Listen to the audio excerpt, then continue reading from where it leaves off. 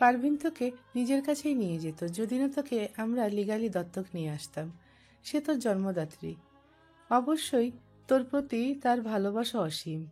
ও যখন জানতে পেরেছিল তুই আমার কাছে আছিস, তারপরও গোপনে তোর খোঁজখবর নিয়েছে পারভিন। লজ্জায় ভয়ে তোর সামনে আসেনি আজ পর্যন্ত। সন্তানের চোখে উপেক্ষিত, অবহেলিত, ঘৃণা হওয়ার মতো যন্ত্রণাদায়ক আর কিছুই নেই। সে তো একটা আস্ত জাহান্নামে ছিল রে মা। মা হওয়ার আগে সে একজন মানুষ। আগে তো তার বাঁচতে হবে। নিজে সুস্থভাবে না বাঁচলে তোকে কিভাবে বাঁচাতো? শুনেই পিয়াসা হি হি করে হেসে ওঠে। শারমিন অবাক হয়, মেয়ে হাসছে কেন? শারমিন তীক্ষ্ণ দৃষ্টিতে তাকায় মেয়ের দিকে। পিয়াসা কেমন অপ্রকৃতস্থ মানুষের মতো হাসছে, সারা শরীর দুলিয়ে। এরকম অট্ট হাসিতেও তার মেয়ে হাসে না। শারমিন বুঝতে পারে মেয়েটা আঘাতের তীব্রতায় এমন করছে। মাকে বুঝতে দিতে চাইছে না তার ভেতর কতটা গভীর ক্ষত। মানুষ হয়ে জন্মানোর অনেক যন্ত্রণা। বুকে যন্ত্রণা লুকিয়ে নিজেকে সুখী প্রমাণ দিতে হয়। মায়ের মন অনেক কিছুই বুঝতে পারে। সন্তান যখন বুকের জমা ক্ষত বাবা মায়ের থেকে লুকাতে ভান করে, মায়ের ভালোবাসার চোখে সেই হাসির পেছনে দুমড়ে মুচড়ে যাওয়া অন্তরটা ঠিকই ভেসে ওঠে। শারমিন মেয়ের মুখে হাত চাপা দিয়ে বলল, না মা, তুই এভাবে হাসিস না। আমার চাঁদের হাসি আমি চিনি মা। এই হাসি যে বড় দুঃখের হাসি, বড় ক্ষোভের হাসি। পিয়াসা হাসি বন্ধ করে মায়ের দিকে তাকিয়ে বলল, জেনেও কেন এসব বলছো মা? ওই মানুষগুলোর প্রতি আমার মনোভাব এই জন্মে হোক আর পরকালে হোক কখনো বদলাবে না। আমি তাদের কখনো ক্ষমা করবো না, যারা নিজেদের স্বার্থ সিদ্ধির জন্য আমাকে ত্যাগ করে এক মুহূর্ত ভাবেনি, সে হোক পারভিন অথবা শাহিদ। শারমিনের কেমন দম বন্ধ লাগে। তার মেয়েটার বুকে কি অনেক বড় ক্ষত জমে আছে? মা হয়ে কেন মেয়ের আঘাত দূর করতে পারছে না? কি করলে মেয়েটা সব ভুলে যেতে পারবে? পিয়াসা মায়ের হাত নিজের গালে চেপে ধরে বলল, মা, জীবনের সব ক্ষত মুছে ফেলা যায় না, সব আঘাতের নীল রং বিবর্ণ হয়ে যায় না। কিছু যন্ত্রণা বুকের কোনো এক কোণে বন্দি করেই বাঁচতে হয়। সেই যন্ত্রণাগুলো থাকে বলেই মানুষ জীবনের সুখের মর্ম বুঝতে পারে। এই যে আমি ভীষণভাবে বুঝতে পারছি এখন সন্তানের জন্য গুড প্যারেন্ট কেমন ব্লেসিং। বুঝতে পারছি বলেই আমি চাই জীবনের সব ঘাত প্রতিঘাতে তুমি আর বাবা যেন আমার পাশে থাকো। তোমাদের ছাড়া আমি ভীষণ অসহায় মা। শারমিনের বুকের ঝড় শান্ত হয়। বৈশাখীর বিয়ে হয়েছে প্রায় 4 মাস আগে। এর মধ্যে পিয়াসার এইচএসসিও শুরু হয়ে গেছে।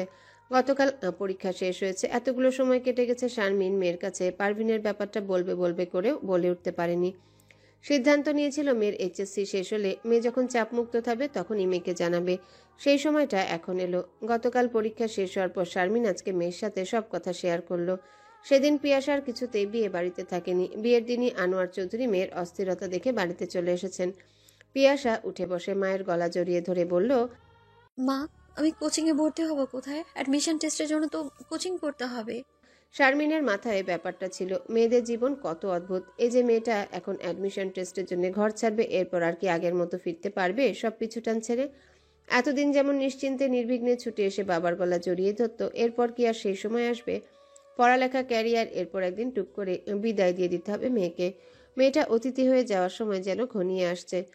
তিনি নিজেও তো এভাবেই বের হয়েছিলেন বাড়ি থেকে পড়ার জন্য, তারপর আর তার ঘরে ফেরা হলো না। যেই ঘর আলোকিত করে একটা মেয়ে জন্ম নেয়, সেই ঘরটার সাথে যোজন যোজন দূরত্ব তৈরি হয়ে যায় কবে যেন। নতুন ঠিকানা হয়, নতুন ঘর হয়, নতুন মানুষ আসে জীবনে। জন্ম থেকে চেনা সেই ঘরটার সাথে পর হয়ে যেতে থাকে জন্ম থেকে চেনা মানুষেরা। পিয়াসা মায়ের চিবুকে হাত রেখে বলল, কি ভাবছো মা? আমাদের এখানে তো ভালো কোনো কোচিং সেন্টার নেই। তুই ঢাকায় কোচিং করবি? পিয়াসা এক মুহূর্ত ভাবে, ক্লাসমেটরা সবাই ঢাকাতেই কোচিং করবে। বাবা আসলে রাতে বাবার সাথে ডিসকাস করো তুমি। বাবা যেখানে বলবে সেখানেই। শারমিন চলে যেতেই পিয়াসা অতীত মুড়িয়ে রাখা স্মৃতির কফিনের ঢাকনা খুলে মানুষপটে মা বলে যে মানুষটার ছবি ভেসে ওঠে, তাকে মন কিছুতেই মা বলে স্বীকৃতি দিতে চায় না। পিয়াসা কিভাবে এই মানুষটাকে ক্ষমা করবে?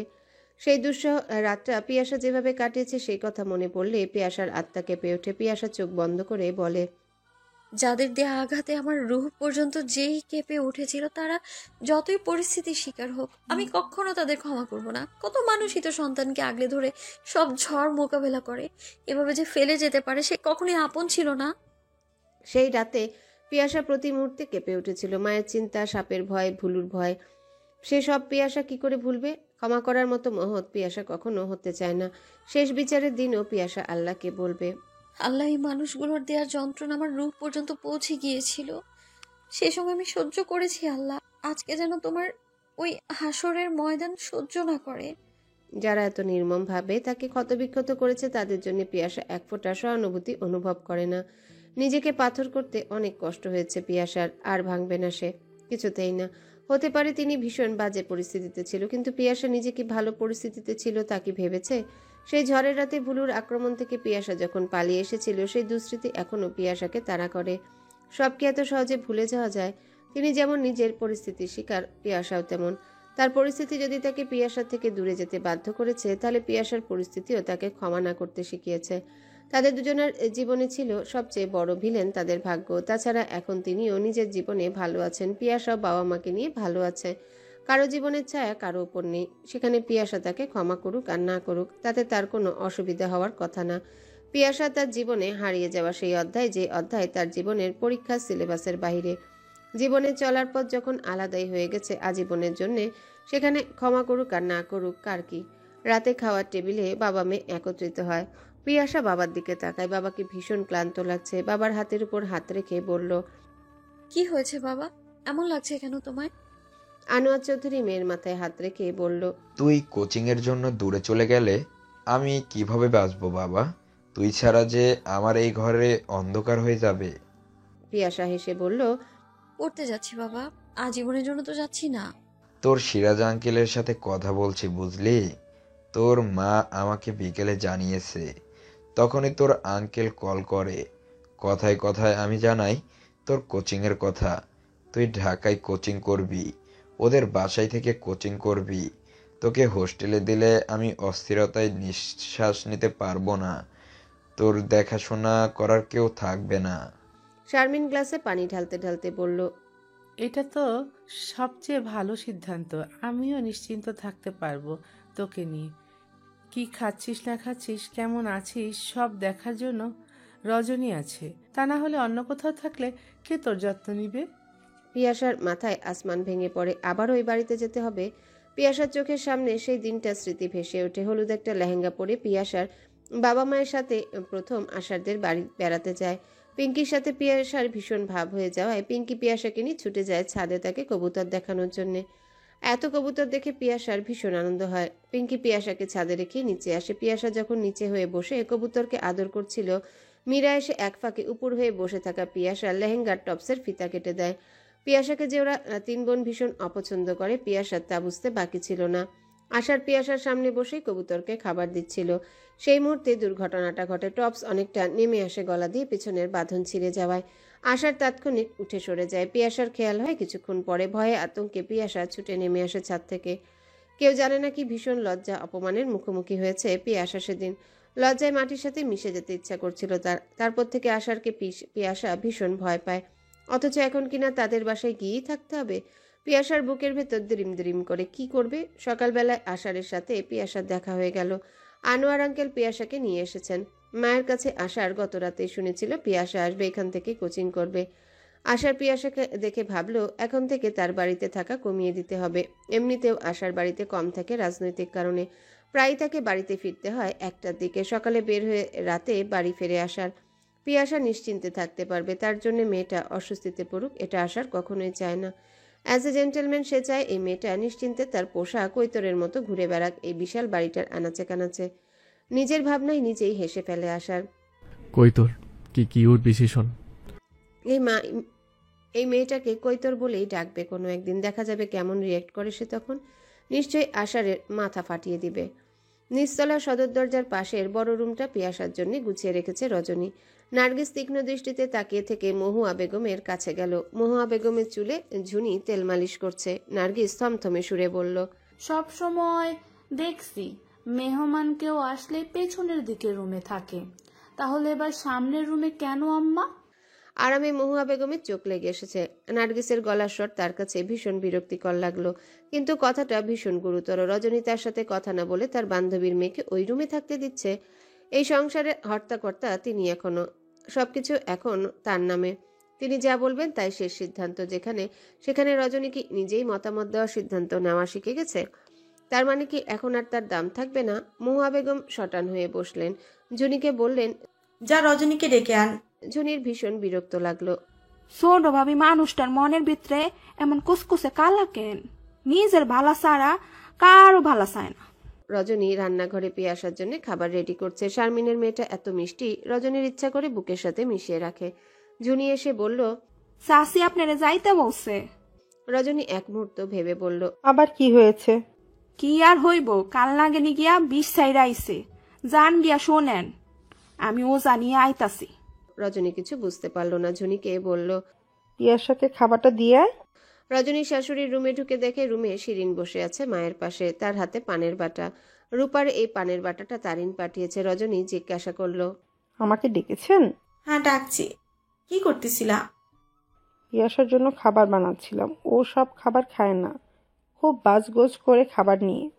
আমার বাড়িরে ধর্মশালা বানাইছো দেখি তুমি। এইটা হোটেল না যে তোমার বান্ধবীর মাইয়ার জন্য এত নকশা করে খাওয়াতে হবে। রজনী ভীত চোখে এদিক ওদিক তাকায়। লজ্জায় তার মাটির সাথে মিশে যেতে ইচ্ছা করছে। মেয়েটা এসেছে আজকে সকালে, এরই মধ্যে কি না উনি এরকম কথাবার্তা বলেছেন। অথচ এই বাড়িতে বছরে 12 মাস অতিথি থাকে।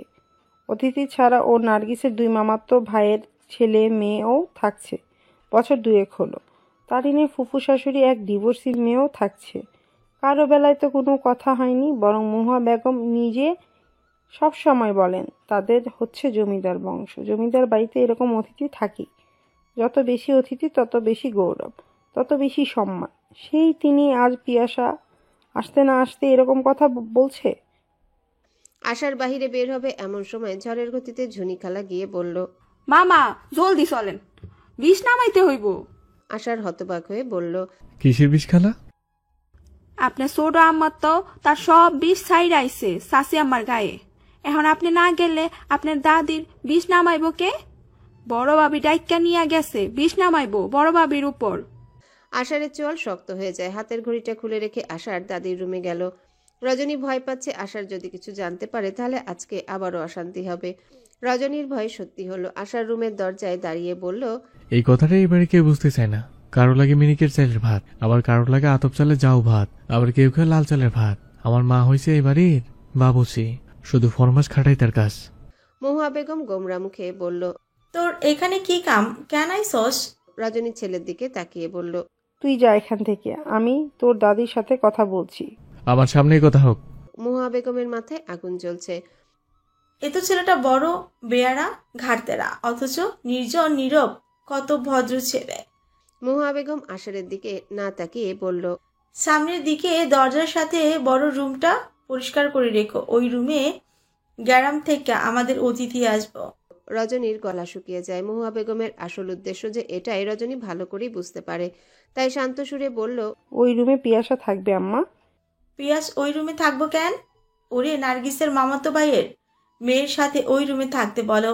আশার এসে বলল, না দাদি, পিয়াসা এই রুমেই থাকবে। কে অনুমতি দিছে ওরে ওই রুমে থাকতে দেওয়ার? আমিও অনুমতি দিচ্ছি। এই বাড়ি আমার, সবকিছু আমার নামে। আমি যা কমো এই বাড়িতে তাই হইব। তুই কে এই বাড়ির সিদ্ধান্ত নেওয়ার? আশার হেসে শিরিনের পাশে বসে পানের বাটা হাতে নিয়ে গোলাপপুরি জর্দা দিয়ে একটা পান বানিয়ে দাদির গালে পুড়ে দিয়ে বলল, এই রুমে আসার আগে ফোনের রেকর্ডার অন করে এসেছি দাদি। এই বাড়িটা যেহেতু শুধু তোমার, আমাদের কোনো অধিকার নেই, তাহলে শুনে রাখো, আগামীকাল সূর্য অস্তের আগে আমি, মা, বাবা, বর্ষা, পিয়াসা এই বাড়ি থেকে চলে যাব। আমি এখন গিয়ে বাসা থেকে অ্যাডভান্স করে পেমেন্ট করে আসবো। শিরিন চমকে মায়ের দিকে তাকায়, তারপর চোখের ইশারা করে বলে, এসব মাথা গরম করা কথা বলিস না আশার। তোর দাদি মুরব্বী মানুষ, ওনার সাথে এসব কেমনে কথা বলস তুই? আমি যা বলেছি ঠিকই বলেছি ফুপি, এটা আমার দাদির সংসার, আমার মায়ের না। আমার বাবা তো পারলো না আমার মাকে একটা সংসারের ব্যবস্থা করে দিতে, তাই আমি করে দেব। শিরিন নরম সুরে বলল, দৌড় পাগল ছেলে, এরকম উল্টাপাল্টা কথা বলে না। তোর দাদির দোষ নাই রে বাবা, তোর ছোট মা এসে কত কথা বলে গেল, এজন্য তোর দাদি এসব বলছে। পিয়াসা, পিঙ্কি, মিনি একই কোচিংয়ে ভর্তি হয়েছে। সিরাজুল ইসলাম 3 জনের জন্য একটা রিক্সা ঠিক করে দিয়েছেন। পিয়াসা এই বাড়িতে আসার পর থেকে সর্বদাই ভয়ে তটস্থ থাকে কখন মুখোমুখি হয়ে যায় আশারের। 2 দিন হয়ে গেছে, এখনো আশারের টিকিটিও দেখেনি পিয়াসা। পিঙ্কি বলেছে আশার বাড়িতে খুব কম থাকে, শুনে পিয়াসা স্বস্তি পেয়েছে। সপ্তাহখানেক পরে একদিন কোচিংয়ে যাওয়ার সময় নির্জন বের হলো পিয়াসার সাথে, যদিও তার খুবই হালকা পাতলা কথা হয়। মায়ের ভয়ে কথাবার্তা তেমন বলে না নির্জন। বের হয়ে পিয়াসাকে বলল। কোচিংয়ে যাচ্ছ? মিনি সলজ্জ হেসে বলল। হ্যাঁ ভাইয়া, আমরা কোচিংয়ে যাচ্ছি। নির্জন বিরক্ত হয়ে বলল। তোকে জিজ্ঞেস করছি, এক রিক্সায় 3 জন বসতে পারো? অসুবিধা হয় না পিয়াসা? পিয়াসা মৃদু হেসে বলল। না, সমস্যা হয় না। আমরা 3 জনই চিকন মানুষ তো। আর এই ব্যাটারি চালিত রিক্সাগুলো একটু বড় সিটের হওয়ায় আরাম করে বসাও যায়। নির্জন আমতা আমতা করে বলল। না মানে আমি ওইদিকে যাব, আমার সাথে আসতে পারো তুমি। পিঙ্কি মুচকি হেসে ভাইয়ের কথা শুনে মায়ের ভয়ে তার ভাইটা এত ভেজা বেড়াল হয়ে থাকে যে কথাও বলতে পারে না। পিয়াসা বলল। না ভাই, আমি যাব না। মিনি বলল। আচ্ছা আমি আসি ভাইয়া। নির্জনের মুখটা ভোতা হয়ে গেল। মিনি এসে নির্জনের পাশে দাঁড়ায়। রিক্সা চলে গেল পিয়াসা আর পিঙ্কিকে নিয়ে। নির্জন কিছুক্ষণ দাঁড়িয়ে থেকে বলল। ও মিনি, আমি ভুলে গেছি। আমার একটু কাজ আছে, তো একটা রিক্সা নিয়ে চলে যা প্লিজ। নির্জন মিনিকে রেখে বাড়ির ভেতরে চলে গেল। মিনি হতভম্ব হয়ে দাঁড়িয়ে রইল। এই মানুষটা এইমাত্র পিয়াসাকে নিয়ে যেতে চাইল আর এখন মিনিকে রেখে চলে গেল। সবই সাদা চামড়ার খেলা। এজন্যে পিয়াসাকে মিনি, নীরা, মীরা কেউই পছন্দ করে না। সব অ্যাটেনশনে সবসময় নিজের দিকে নিয়ে যায় কিভাবে যেন। রাগ করে মিনি আর কোচিংয়েই গেল না। বাবা মাকে ছাড়া পিয়াসার সবকিছু কেমন শূন্য মনে হয়। ঢাকা এসেছে সপ্তাহ হয়ে গিয়েছে। পিয়াসা এখনো মানিয়ে নিতে পারেনি নিজেকে। রাত হলে পিয়াসার ভীষণ কান্না পায়। মায়ের আদর, বাবার ভালোবাসা সবকিছুই পিয়াসাকে কষ্ট দেয়। ইচ্ছা করে ছুটে গিয়ে শক্ত করে জড়িয়ে ধরে বাবার গলা, কিংবা খাওয়ার সময় খুব করে মায়ের বকা শুনে। পিয়াসার এখানে দম বন্ধ লাগে। রজনী আন্টি, সিরাজ আঙ্কেল পিয়াসাকে ভীষণ স্নেহ করেন, তবুও বাবা মায়ের মতো কি কেউ হৃদয় ছুঁতে পারে? সন্ধ্যা নামছে চারিদিকে। গোধূলির লালচে কমলা আভায় চারিদিক কেমন মায়াবী স্বপ্নপুরী মনে হচ্ছে পিয়াসার কাছে। কোচিং শুরু হয়েছে আজকে 2 দিন হলো। পিয়াসা কোচিং এর বই নিয়ে পড়তে বসেছে। পিঙ্কি এলো কিছুক্ষণ বাদে। পিয়াসাকে মন দিয়ে পড়তে দেখে বলল। এখনই পড়তে গেছিস? চল আমার রুমে, সবাই মিলে লুডো খেলবো। পিয়াসার মনোযোগ বইতে নিবদ্ধ। মাথা না তুলেই বলল। না রে, আমি খেলবো না, আমি পড়তে হবে। পিঙ্কি বিরক্ত হয়। পিয়াসা যে এত বই পোকা পিঙ্কি বুঝতে পারেনি। সারাক্ষণ রুমে বন্দি থাকে, বই ছাড়া কখনোই একা থাকতে দেখেনি পিঙ্কি তাকে। হয় একাডেমিক বই, না হয় উপন্যাস, যাই হোক বই থাকবে। পিঙ্কি বের হয়ে গেল মিনির কাছে। সে, রিঙ্কি, বর্ষার মিনি মিলে খেলবে। মিনি নখে নেল পালিশ দিচ্ছে। পিঙ্কি গিয়ে বলল। লুডো খেলবি মিনি? চল খেললে। মিনি নখে নেল পালিশ লাগাতে লাগাতে বলল। তোর বান্ধবী কোথায়? সে খেলছে? না, ও পড়ছে। ও খেলবে না? মিনি হেসে বলল। ও না খেলায় আমাকে ডাকছিস না? এখন আর তো আমাকে তুই পাত্তাই দিস না। পিঙ্কি বিরক্ত হয়ে বলল। দেখ খেলে আয়, নয়তো আমরা 3 জনই খেলবো। মিনি উঠে গেল লুডো খেলতে। 1 কাপ চা নিয়ে রজনী পিয়াসার কাছে এলো। পিয়াসাকে চা দিয়ে মহুয়া বেগমের জন্য নাস্তা বানাতে গেল। পিয়াসা চায়ের কাপ সামনে রেখে পড়ছে। নির্জন এদিক ওদিক তাকিয়ে পিয়াসার রুমে ঢুকে গেল। পিয়াসা নির্জনকে দেখে চমকে এদিক ওদিক তাকায়।